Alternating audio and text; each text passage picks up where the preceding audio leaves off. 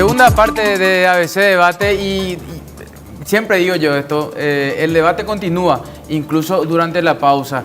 Le había dejado yo la pregunta antes de ir a la pausa, don Roberto.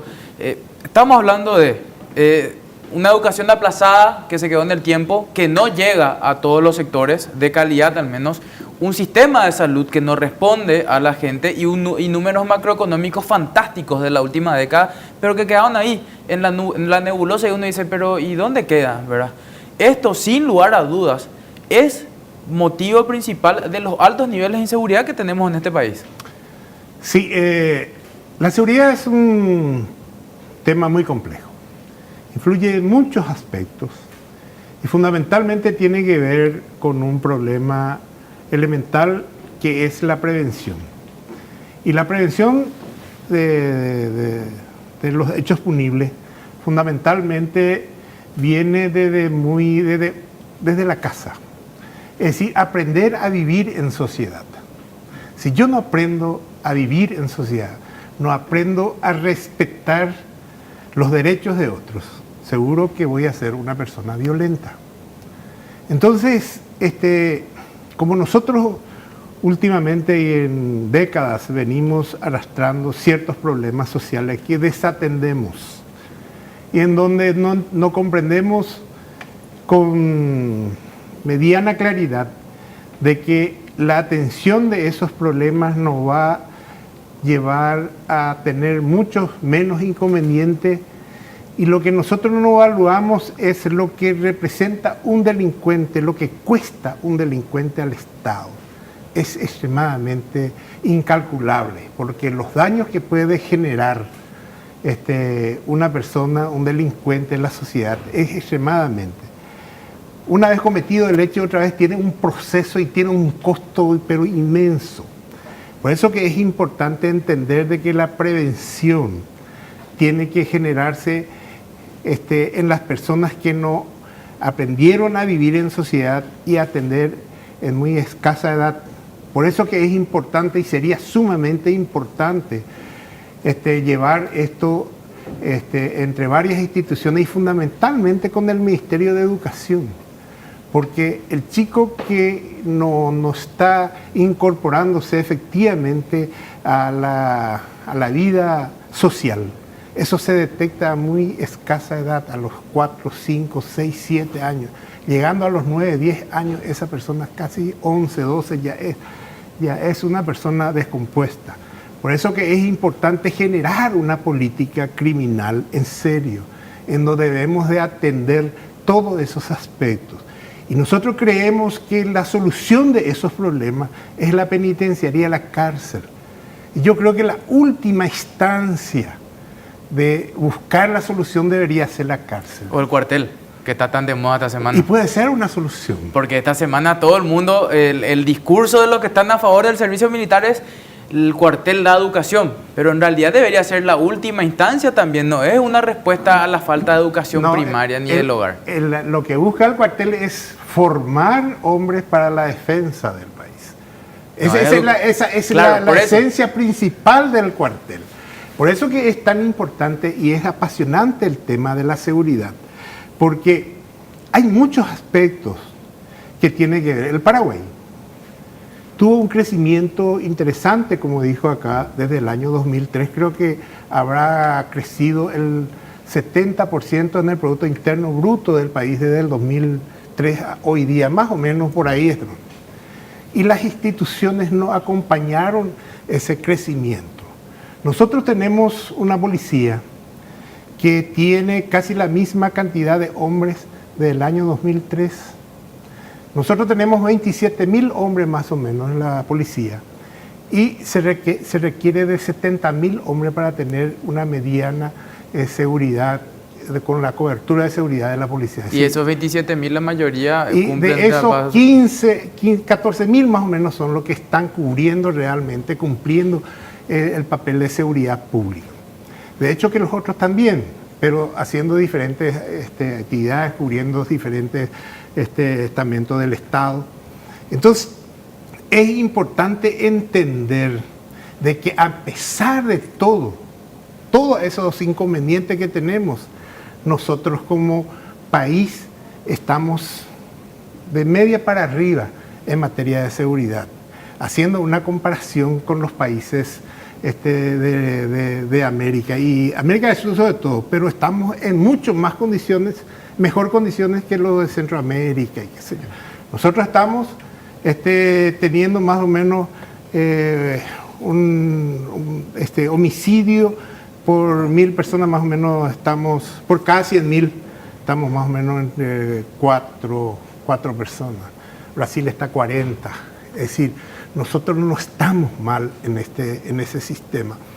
Pero tenemos encima amenazas extremadamente importantes que tenemos que entender, de que tenemos una cantidad interesante de jóvenes violentos y delincuentes, que son los que generan esa molestia en la población en general, que son los motochorros que le llamamos normalmente, que son chicos de 14 a 25 años aproximadamente, y que esos chicos van a la penitenciaría y se están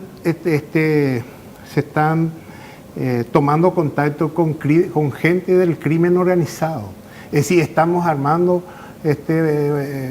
ejército para la... Claro, las cárceles terminan siendo puestos de reclutamiento. Y lo que nosotros no entendemos es que todas esas organizaciones delictivas los enviamos en un centro penitenciario común, donde están teniendo contacto con esa gran masa de delincuentes menores que están siendo adiestrados por esas organizaciones delictivas muy riesgosas para el Estado. Esa ya es, ahí entra la seguridad del Estado mismo en peligro. Padre, todo esto que dice el señor Roberto forma parte del problema de la educación también que usted decía. Porque una educación que no llega, que no es inclusiva, socialmente hablando, no estamos hablando de materia de discapacidad, que no llega realmente a la gente, termina afectando esto y no tiene salida laboral, no tiene una salida económica viable y termina siendo excluida del sistema debido a que nunca tuvo acceso a la educación. Eso es ahí donde realmente afecta económicamente en materia de seguridad la falta de educación. Evidentemente hoy hay mucha claridad a nivel mundial sobre la trascendencia de la educación. Por eso todos los países están considerando prioritario la inversión en educación. Si el sistema educativo está mal, la responsabilidad no es solo del ministerio, es de la sociedad. Lo dice el artículo 75 de la Constitución. La responsabilidad de la educación es de la sociedad. En particular recae en la familia, en los municipios y en el Estado. No tenemos ley de educación municipal, no tenemos ley de educación familiar. Las leyes del Estado, como a lo que aludí antes, son insuficientes. En este momento harían falta 22 leyes. Yo he presentado una propuesta en el Congreso sobre esto. 22 leyes urgentes de educación que no tenemos. Por ejemplo, no existe ley de profesorado universitario.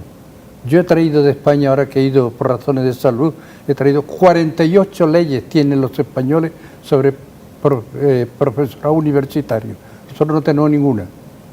O sea, evidentemente que la educación es un sistema dentro del sistema nacional.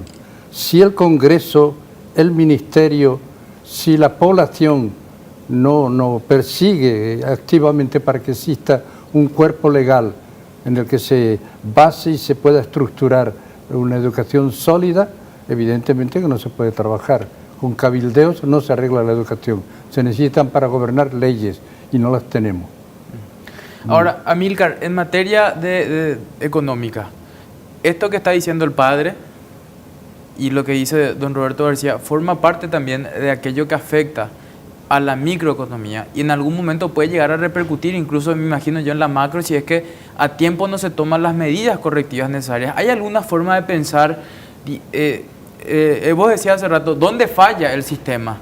Que no llegan los grandes números. Y en su libro ¿Por qué fracasan los países?, el economista Daron Acemoglu y James Robinson hablan de que el gran problema es político al fin y al cabo. Hablan de las instituciones, ¿verdad? Claro. Yo creo que Paraguay, por un lado, los organismos internacionales, las calificadoras, reconocen y felicitan la capacidad que hemos tenido como país de construir una disciplina en el manejo macro, ¿verdad? De no cometer ningún exceso, no excedernos en el déficit fiscal, tener un Banco Central independiente que a su vez permite un buen control de la inflación, tener una inflación del 4%, ¿verdad? Un ambiente estable, que es algo muy importante para el clima de negocios, para que, por ejemplo, las inversiones vengan a asentarse. Si uno viene a Paraguay, un inversionista extranjero, es poco probable que si uno toma un café salga como tema de conversación de parte de los paraguayos ni la inflación ni el tipo de cambio. Sin embargo, si uno va a Brasil o Argentina y se sienta a tomar café con un empresario local, el primer tema que sale es la inflación o el tipo de cambio. En cierta manera, nosotros hemos logrado que ya la inflación, el tipo de cambio, el déficit fiscal sean temas que como que pasan desapercibidos porque están muy ordenados, están bajos y ya todos los años eso se repite. Sin embargo, yo creo que hemos ya concluido esa etapa en la cual hemos logrado eso. Hemos logrado como país ser en un vecindario indisciplinado, hemos logrado esa disciplina. Sin embargo, es una receta incompleta, es una ecuación incompleta. Las calificadoras dicen que la razón por la que Paraguay todavía no puede ganar el famoso grado de inversión es porque tiene un problema importantísimo de debilidad institucional. Y eso tiene que ver con aspectos culturales, el cómo somos los paraguayos, cómo nos relacionamos, ¿verdad? Acá creo que impera mucho todavía una cultura de la corrupción, una cultura del amiguismo, ¿verdad? En el peor sentido de la palabra. Y entonces eso no construye, tenemos una incapacidad como país de construir instituciones. Yo estuve en Chile, por ejemplo, el año pasado, siempre comento esta anécdota. En un almuerzo, visitamos la Bolsa de Valores y en un almuerzo ahí le preguntaba a mis interlocutores, a propósito, hice la pregunta, ¿no? ¿De cuánto cuesta comprar un juez en Chile? Y me miraban sorprendidos, hasta casi indignados los chilenos. Dicen, mire, eso no ocurre en Chile, eso no es normal en Chile que uno pueda comprar un juez. Podría haber algún caso, pero sería un anecdótico y si se descubriera, créanme que le caerían con todo el peso de la ley, ¿verdad? Si yo hiciera esa misma pregunta acá, Juanqui, en Paraguay, y dejo la respuesta, ¿verdad?, a cargo de los amigos acá de la mesa y de la teleaudiencia, ¿cuál sería la respuesta? Creo que eso define, ¿no?, nuestra cultura, el cómo somos y bueno, esa incapacidad hasta ahora, ojalá superemos eso. Creo que el gran reto en la próxima década va a ser eso, la prueba de fuego, a ver si Paraguay es capaz como sociedad de construir instituciones sólidas, incluye también la educación, porque la educación también necesita una institucionalidad, ¿verdad? Ciertas tradiciones que tenemos que construir, ¿verdad? Como una de ellas que a mí me llama la atención interesante en otros países es que se nombra a especialistas en cada rama, no se improvisa, ¿verdad? Si queremos un ministro de educación, bueno, alguien que sea experto en educación. Si queremos un ministro en seguridad, un experto en seguridad. Son ciertas tradiciones, son ciertos aspectos culturales de la cultura de un país y específicamente la cultura política que son importantes para sobre eso. Y acá nosotros tenemos una debilidad institucional brutal y la forma de relacionarnos es todavía muy primitiva, muy salvaje, claro, muy, digamos, de ofendernos, el debate inteligente, de un país que busca, digamos, mejorar, sinceramente mejorar, y no solamente la simple defensa de intereses personales o sectoriales. Es algo que tenemos que superar, tenemos que avanzar hacia un estadio, digamos, cultural más avanzado, diría yo, y bueno, de esa manera poder tener también instituciones sólidas.